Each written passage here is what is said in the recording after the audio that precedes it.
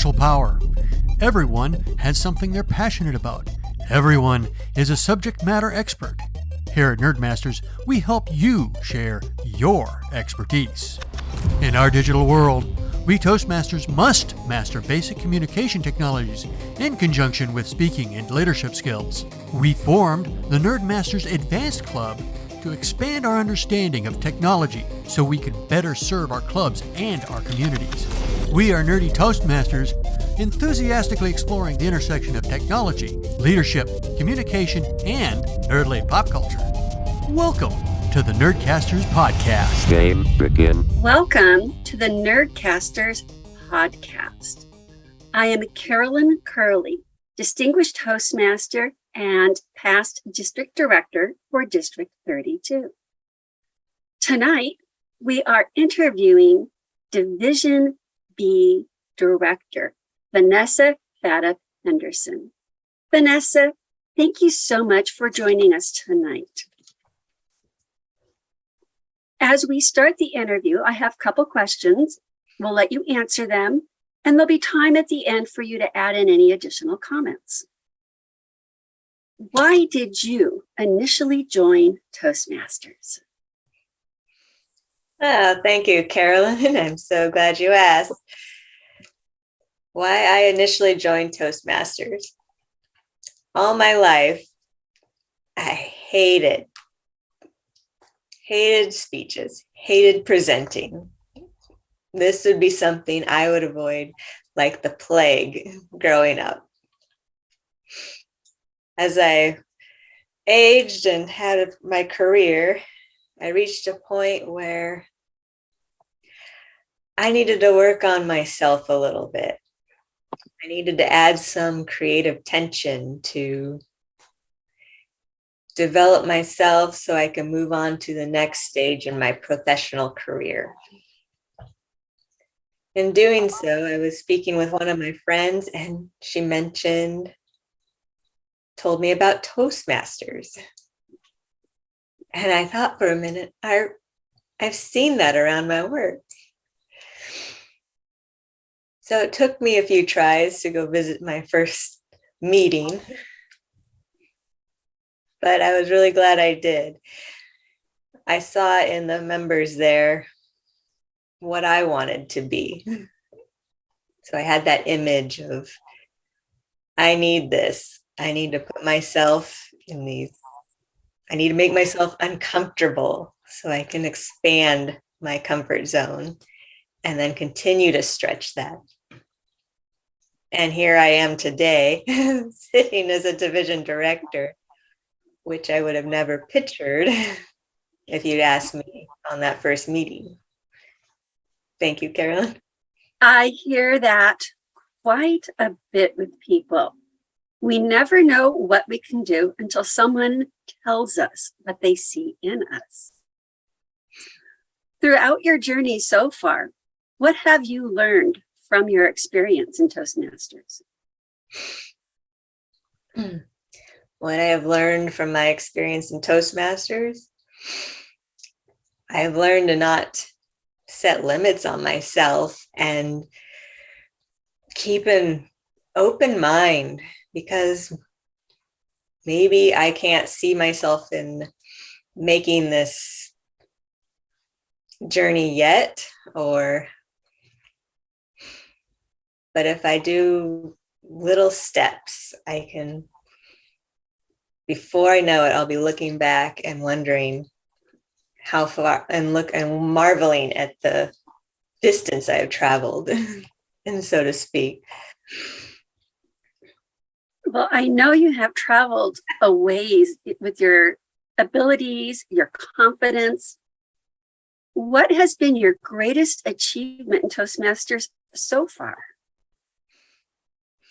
My greatest achievement. I like to think of this as a lot of the little things that I do in my day-to-day and my habits.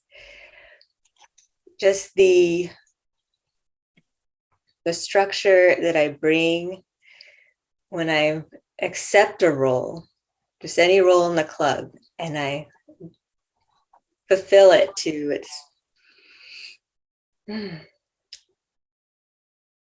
not thinking of the right words here, but I execute the role to the fullest of my abilities. I prepare for the role. I also see the qualities that I would want to emulate and others to follow. I try to lead by example for the members of my group. I also find a great achievement when I see brand new members who are going through a similar journey that I have experienced, and I coach them and mentor them and guide them and help push them into becoming someone who they would never expect in themselves as well. I think that is one of the most inspiring aspects of Toastmaster is watching and encouraging the growth in others. When we look at the growth, when we look at our journey, we have to have a vision. What is your vision for your role as division director? My vision for my role. Well, I like to see, this one was a little tricky for me to come up with a vision as I'm learning the role, but I've wanted to my vision was to be that support structure. I wanted to be able to support my area directors and to support the members with what they needed, either to put together the trainings that they're asking for. Do they need a visit for the meetings? Do they want a presentation? Do they want specialized training? What do they need? And I pictured myself as being able to go out there and be that support. As a division director, that really is your role, is being the support, being that link between the area directors and the district director, program quality director, and the club growth director. You mentioned training for your members. What are some ideas for training that you would like to have available for our members? Well, some of the trainings we have in the works already that were a great idea for pathways orientation. We've had several members and clubs that are struggling to get on board with pathways, and it concerns us about newer members that would join their club. Would they have that experience and knowledge and support behind the new program? So we're offering this as kind of a way to bridge that gap, whether to help members that have been around or to just kind of help the newer members with the program, as well as I've been talking with my area directors. We wanted to discuss things about maybe a membership coach or a pathways coach in conjunction with the club coach. So we have some ideas coming, and I'm also listening to my clubs. We're in the midst of area visits right now, so hopefully I'll be receiving some more good feedback on future ideas. Having that feedback, having the connection with our members. And you mentioned several great ideas, finding different ways to coach and support our members. I'm really excited to see and find out how we can help support you with those ideas. But Toastmasters can be overwhelming. How do you balance commitments to Toastmasters, your division and clubs, along with your personal and professional life? How I balance all of these, that is the $1 million question right there. I used to think I needed to be retired in order to be a division director for so long. But I was gently encouraged to go ahead and take the role by others who have worked other strenuous jobs as I have. But instead of thinking of division director role as the entirety of what you'd be experiencing through the whole year, I focus on organization and priorities. I have to schedule in even time that I need for myself and my family. And I stick to that schedule. I break it down into bite-sized pieces, and with that organization and setting my priorities based on the timeline of when things need to happen, I maintain a successful schedule, and I still pencil in and book time. So I have that family time, which is more important. And then also setting boundaries on when I need to not take a break and not focus on everything at once. So it's a gentle balancing act for sure. It could be different for everybody based on how much work ethic or how you get you get out what you put into. So, but everyone has their different balance. So that's how I work my balance, and I'm sure everyone has a different way of seeing that. I totally understand that. It's great that you schedule, that you pencil in what you're doing, how you're doing it. And I loved hearing you talking about boundaries and making sure that not only family, but time for you yourself. That is so necessary as a leader, because this is how we all grow, is looking at what we are doing and reflecting upon it. My last question with this interview: what would you say to our members to encourage them to take on a leadership role in District 32?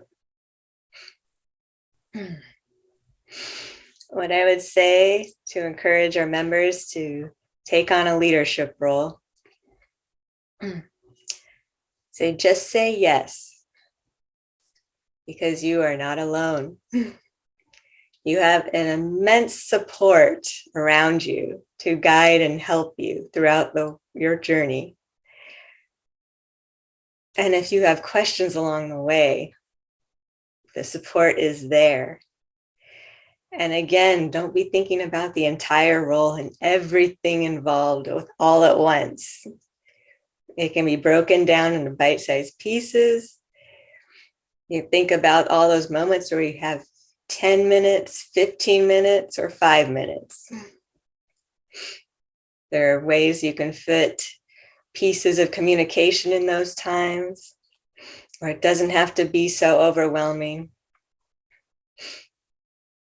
And it's always a great experience to give yourself that opportunity to serve, because it puts you in a different mindset. And then you come out the other end and you're just so surprised, like, wow, I did that. I did that. So many people wouldn't want to try that, but look what I did. And it was okay. And then you'll be ready for the next step as you extend your comfort zone even further, add that creative tension, and see where you end up, because you never know. You truly don't know until you try. You talked about extending your comfort zone, growing, sharing, serving others. As our Division B director this year, I thank you for stepping up to support our members, our leaders, and especially those in Division B.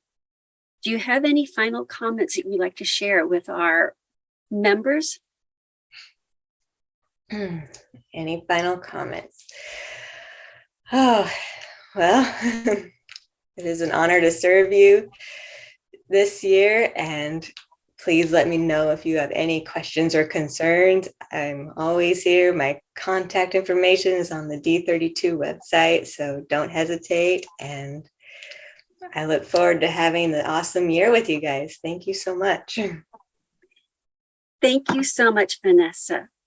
For our members, this year, we are looking to encourage each and every one of you to step up beyond your club, to try something new. Without Nerdmasters and Nerdcasters, I wouldn't be here. Without support of all our members, District 32 wouldn't be as such a fun group that it is. District 32, d32.toastmasters.org.